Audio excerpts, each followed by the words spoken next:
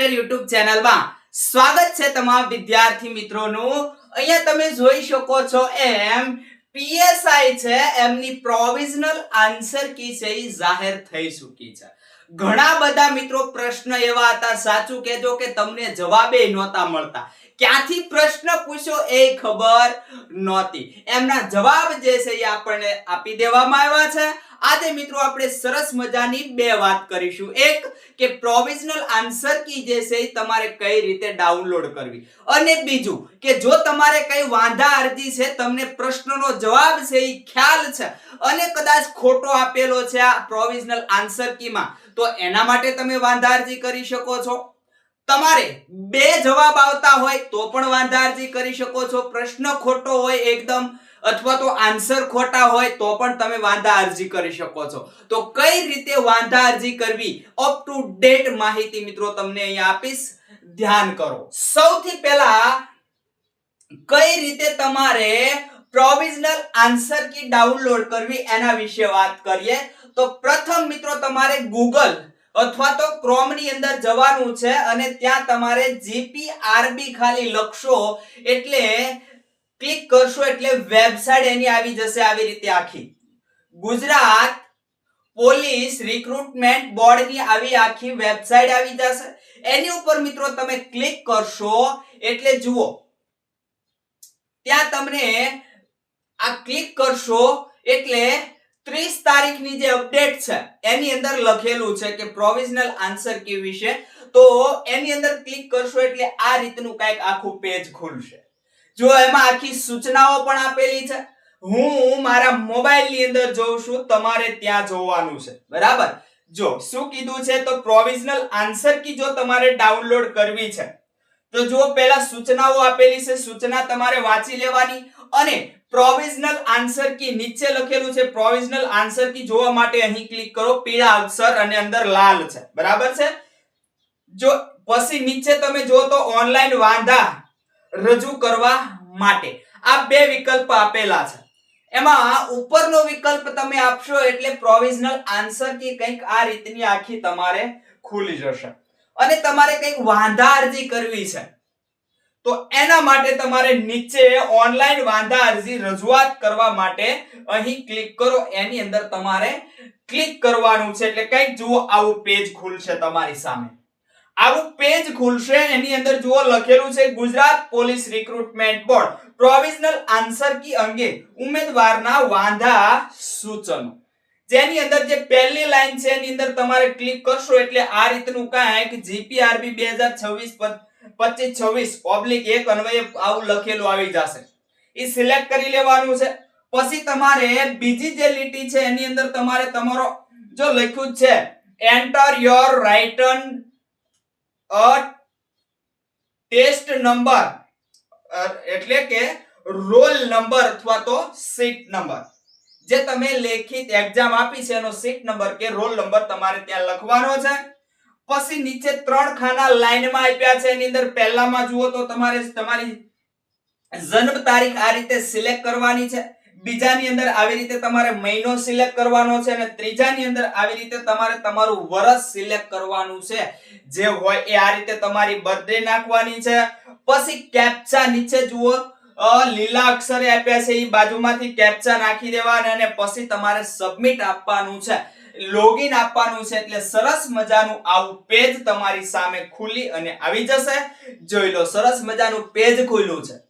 આ પેજની અંદર પ્રથમ મિત્રો તમારે સૌથી પહેલા અગત્યનું એ છે કે નીચે જતા રહો અને ત્યાં જુઓ નોટ કરીને આપ્યું છે, આ નોટ એટલે કે નોંધ તમારે વાંચી લેવી ફરજિયાત છે। નોંધ તમે વાંચો તો જો એમાં પહેલામાં આપ્યું છે, હું ખાલી ગુજરાતી વાંચું છું કે આધાર પુરાવાની ફાઇલ ફક્ત પીડીએફ ફોર્મેટમાં જ અપલોડ કરવાની રહેશે। તમે જે વાંધા અરજી કરો છો એની તમારે પીડીએફ ફાઇલ બનાવીને જ અપલોડ કરવાની છે, ફોટો ચાલશે નહીં। બીજા એ શું કીધું છે બીજા નંબરે કે ફાઇલ 1 KB થી 1.5 MB સાઈઝની જ અપલોડ કરી શકાશે, 1 KB થી 1.5 MB સુધીની આ ફાઇલ હોવી જોઈએ, વધારે નહીં। પછી શું કીધું છે કે મહત્તમ 3 પૃષ્ઠ અપલોડ કરી શકાશે, એટલે કે 3 પન્ના તમે અપલોડ કરી શકશો. પછી કીધું છે કે આધાર પુરાવા અપલોડ નહીં કર્યાની વાંધા અરજી સબમિટ થઈ શકશે નહીં. તમે વાંધા અરજી છે એના માટે તમે જો કઈ પુરાવા છે એ અંદર આધાર નહીં કર્યા હોય, પુરાવા તમે જોડ્યા નહીં હોય તો એ તમારે સબમિટ થઈ શકશે નહીં, એવું અહીંયા ચોખ્ખું તમને કહેવામાં આવ્યું છે. પછી શું કીધું છે કે ઉમેદવારે એકવાર પ્રશ્ન ક્રમાંક સામે ફાઇલ અપલોડ તમે કરી દેશો, બરાબર છે. જુઓ સરસ મજાનું એમાં પણ તમને આપ્યું છે કે તમે એકવાર ફાઇલ છે એ અપલોડ કરી દેશો, સબમિટ આપ્યા પછી તેમાં કોઈ પણ જાતનો સુધારા વધારા કે ડિલીટ થઈ શકશે નહીં. આટલું ખાસ ધ્યાન આપજો. અને હવે તમારે વાંધા અરજી કઈ રીતે કરવી એના વિશે જુઓ સરસ મજાનું પહેલેથી આપણે લઈએ છીએ. પ્રોવિઝનલ આન્સર કી અંગે ઉમેદવારના વાંધા સૂચનો જાહેરાત ક્રમાંક જે છે એ તમને આપી છે અને પરીક્ષા તમારી હતી 19/4/2026. તમે બધા જાણો છો. એની અંદર જુઓ ડાઉનલોડ માસ્ટર ક્વેશ્ચન પેપર, તો અહીંથી તમે તમારું ક્વેશ્ચન પેપર છે એને ડાઉનલોડ કરી શકશો, બરાબર છે. એમાં જુઓ પીડીએફ ફોર્મેટ અને એમાં પણ સૂચના આપી છે. પછી અપલોડ ફાઇલ. અપલોડ ફાઇલ એટલે કે તમારે વાંધા અરજી કઈ રીતે કરવી, તો આધાર પુરાવાની ફાઇલ ફક્ત પીડીએફ ફોર્મેટમાં જ અપલોડ કરવાની રહેશે. ફાઇલ 1 KB થી 1.5 MB સુધી કરી શકાશે. જોઈ લીધું. અને હવે જોઈ લો તમારો રોલ નંબર ત્યાં લખેલો આવી ગયો છે, ઉપર ઉમેદવારનો બેઠક ક્રમાંક રોલ નંબર આવી ગયું છે. એની નીચે જુઓ તો એક સરસ મજાનું મોટું ખાનું આપ્યું છે ને એની અંદર લખ્યું છે, શું લખ્યું છે, મુખ્ય પ્રમાણ પ્રશ્નપત્રનો પ્રશ્ન ક્રમાંક. એટલે કે તમારે જે તમારું પ્રશ્નપત્ર હતું એનો પ્રશ્નનો ક્રમાંક આવી રીતે છે એ અહીંથી સિલેક્ટ કરવાનો છે કે ભાઈ તમારે ક્યાં વાંધો દર્શાવવો છે. કે માનો કે પ્રશ્ન 20 તો અહીંયા તમારે પ્રશ્ન 20 સિલેક્ટ કરવાનો છે, પ્રશ્ન 30 તો પ્રશ્ન 30 તમારે અહીંયાથી સિલેક્ટ કરવાનો છે. અને પછી તમને જુઓ આપ્યું છે આવી રીતે કંઈક ABCD આવી રીતે આપેલું છે. તો તમને જે કાંઈ જો એમાં લખ્યું છે કે કેન્ડિડેટ જે છે એ સજેસ્ટેડ આન્સર, એટલે કે કેન્ડિડેટ આમાંથી કયો સજેસ્ટ કરે છે, આમાંથી જે કાંઈ તમને લાગતો હોય એ તમારે આમાંથી સિલેક્ટ કરવાનો છે ABC માંથી. અને નીચે કંઈક હજી આગળ આપ્યું છે. આગળ શું આપ્યું છે તો જુઓ શું, તો કે સદર પ્રશ્નપત્રના આપેલ તમામ વિકલ્પ ખોટા છે. એટલે કે જો તમામ વિકલ્પ તમને અહીંયા ખોટા લાગતા હોય, આમાંથી એકેય વિકલ્પ સાચો નથી, તો પછી અહીંયા તમારે જવાનું છે ને એ છે એ ટિક કરી દેવાનું છે. નીચે એની પછી પણ જો આપ્યું છે કે છાપ કામમાં ભૂલ છે, તો એની અંદર ક્લિક કરશો એટલે આવી રીતે ટિક થશે, બરાબર. તો આ પણ તમે કરી શકો છો. અને આગળ જે છે ત્યારબાદ આટલું કરી દીધા પછી એક તમને મોટું ચોરસ આવી રીતે આપ્યું છે. જુઓ આ ચોરસ છે, એ ચોરસની અંદર તમે 100 શબ્દની અંદર વર્ણન કરી શકો છો. જે કાંઈ તમારે આમાં પ્રશ્ન છે એ વર્ણન કરવાનું છે.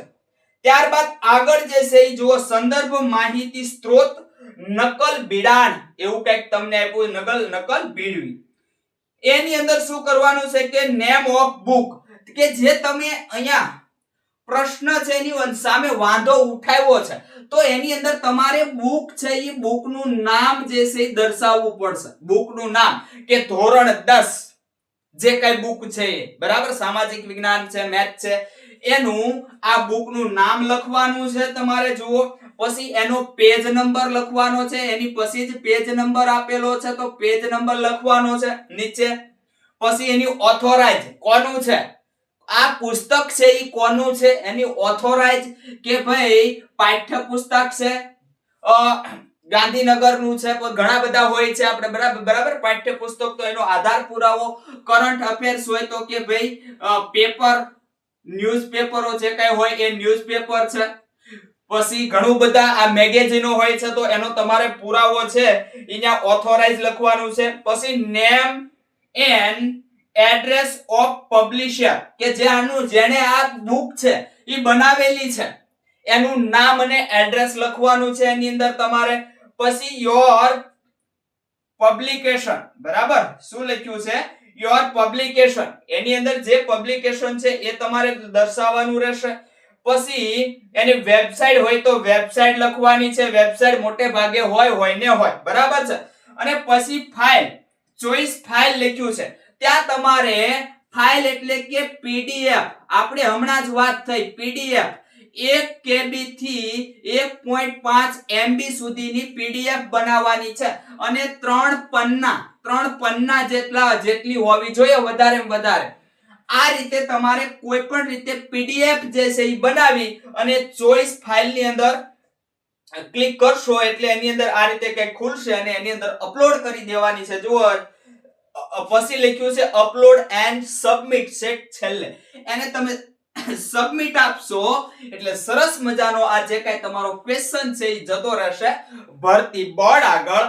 અને પછી નીચે મિત્રો કંઈક સૂચના લખી છે કે જો તમારે પ્રિન્ટ છે એ પ્રિન્ટ તમારે કરવી હોય તો તમે આજે તમે વાંધા અરજી કરી છે એની પ્રિન્ટ પણ કરી શકશો અને પછી તમારે લોગ આઉટ થઈ જવું હોય તો લોગ આઉટ થઈ શકો છો. આ રીતે મિત્રો તમારે વાંધા અરજી કરવાની છે, બરાબર છે. આ સિવાય કઈ મિત્રો ના સમજાય તો કોમેન્ટ ની અંદર સહેજ જણાવજો, આપણે તમને સંપૂર્ણ માહિતી આપશું. બીજું મિત્રો આપણે એક આપણી ચેનલ છે અને આપણું જે ગ્રુપ છે એની બંનેની અંદર આપણે મિત્રો એક પોલ મેકીએ છીએ. આ પોલ ની અંદર ચોક્કસથી જવાબ તમારે આપવાના છે. કેટલા માર્ક્સ કોને થાય છે આપણે કેટેગરી પ્રમાણે પોલ મેકીએ છીએ, જેથી કરીને તમને તમારી કેટેગરીમાં ખ્યાલ આવશે કે તમારું અંદાજિત કટ ઓફ માર્ક્સ કેટલું અટકશે, અંદાજિત કટ ઓફ માર્ક્સ કેટલું અટકશે, આની ઉપરથી આ નક્કી થઈ શકે. એટલે ખાસ કરીને મિત્રો આ જે છે એ પોલ છે એમાં જવાબ દેવાનું ભૂલશો નહીં. તો બસ મિત્રો રાખીએ છીએ અહીંયા સુધી, આગલા લેક્ચર સાથે હવે મળીશું.